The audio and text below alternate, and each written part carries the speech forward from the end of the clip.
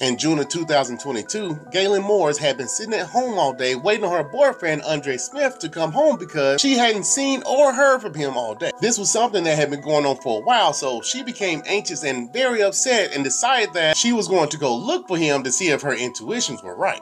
After searching around all night, she pulls up to a Tillys pub and grill where she saw Andre's car parked. She walks up to the window and immediately spots him sitting there with another girl. Then all hell broke loose. What's up, my brothers and sisters? Welcome back to the #1 true crimes channel on YouTube, The Mysterious Black Bandit. Y'all already know how grateful I am to have your continued support, but I really need your help with getting my channel to grow a little faster. I've been at 9,000 for way too long. I'm not sure exactly what's going on, but if you know anybody that's into true crimes video, go ahead and share my video with them. Anyway, y'all already know what to do. Go ahead and do your boy a favor and hit that like button and subscribe. Then turn on all the required notifications just so you don't miss out on any of these videos. Once you have done that, let's get back to this video.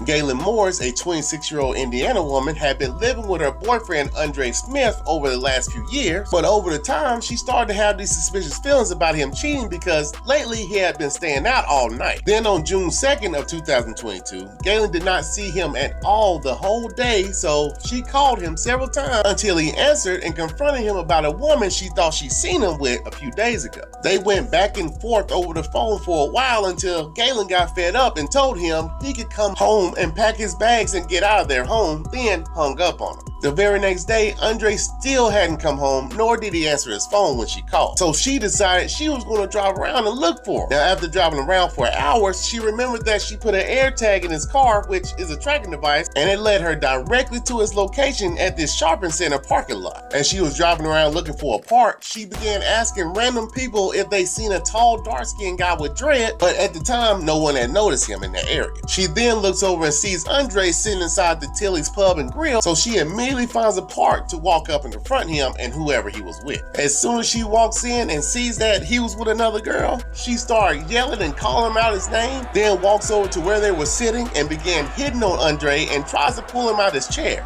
The female Andre was with stood up to try to prevent from getting hit, but this only brought Gaylyn's attention to her. She grabs a halfway full beer bottle off the table and swings it with all her might at the girl, but fortunately Andre managed to block her hand before the bottle connects. She then lunges across the table to try to get to the girl, but Andre gets between them once again. Now by this time, they had caused a huge scene and everyone at the bar was looking at them, so the manager asked them all to leave. Now Andre and his new girl had already ordered, so he told her to stay in and pick up the food while he walks outside with Gaylyn to try to handle the situation. As he was walking her to her car, all you could hear her doing was cussing him out and calling him a cheater and all sorts of things. But as soon as they reached her vehicle, she started fighting and trying to force him to get in, but Andre wasn't happy.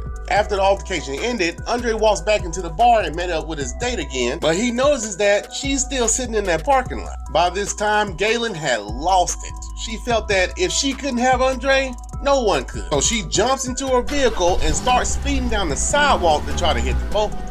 Luckily, one of the workers saw her coming and stepped in front of her car to try to prevent her from hitting Andre and his mistress, but there was no stopping Gaylyn. She pulled around the worker and managed to just clip Andre's hip with her mirror, but the impact was so hard it knocked him to the ground. Now, he tried his best to try to get up and move out the way, but as soon as he made it to his feet, Gaylyn had threw her car into reverse and backed over him, submerging his whole body under the vehicle. Now, this wasn't an SUV or truck. This was just a regular old sedan that was low to the ground. So being stuck under it was really going to cause some damage. By this time, everyone that was out there was screaming and yelling at her, trying to let her know that his head was right by the tire. And if she moved forward, she was going to run over it, but by this time, it was too late. Gaylyn put that car in drive and proceeded to run over him again, dragging him under her car for several yards. One person said that at the time she ran him over, everything was so quiet that you could even hear the crunching sound of his bones. Now, once the car stopped, the only thing you could see was Andre's leg under the passenger side, and his head was wedged in between the tire on the driver's side, which meant that the rest of his body was under the vehicle. At this point, everyone was panicking and recording her, and you would think that Gaylyn would have came to her senses and chilled out, but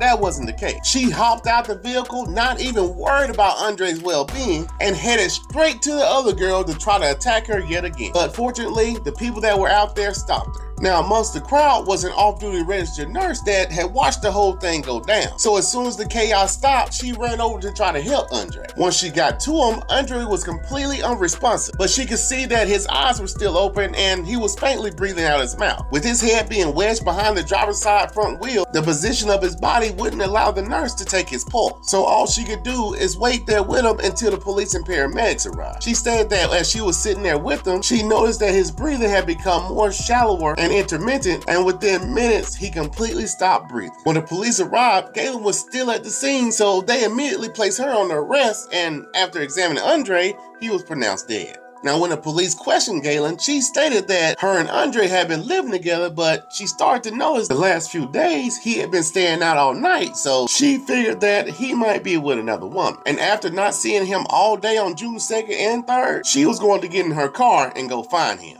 Now, when the police asked her how did she find him, she initially told them that she remembered he would get hotel rooms at the Sheraton to be by himself or with another girl. So she went there and camped out, and once she saw him leave, she followed him to the Tillys pub and grill. Now, to the police, something didn't seem right because how would she know the exact time and destination? So they asked her once again, how did you find him? And this is when she finally admitted to placing a tracker in the backseat of his vehicle near the cup holder. Now, once Andre had been taken to the hospital and an autopsy was performed, it was determined that the cause of death was by traumatic asphyxia and the manner of death was a homicide. As of today, Gaylyn Morris is being held behind bars at the Marion County Jail on charges of first-degree murder.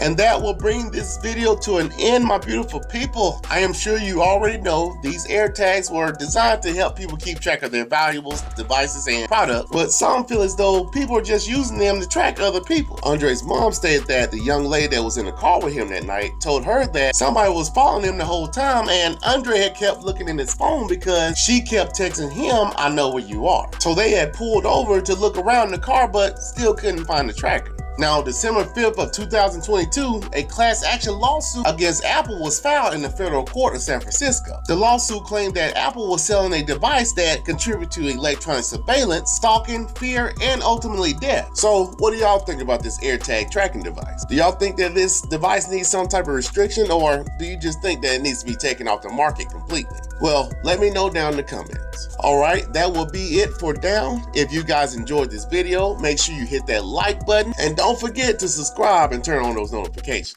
Thank you all so much for watching, and until next time, stay mysterious, my friends.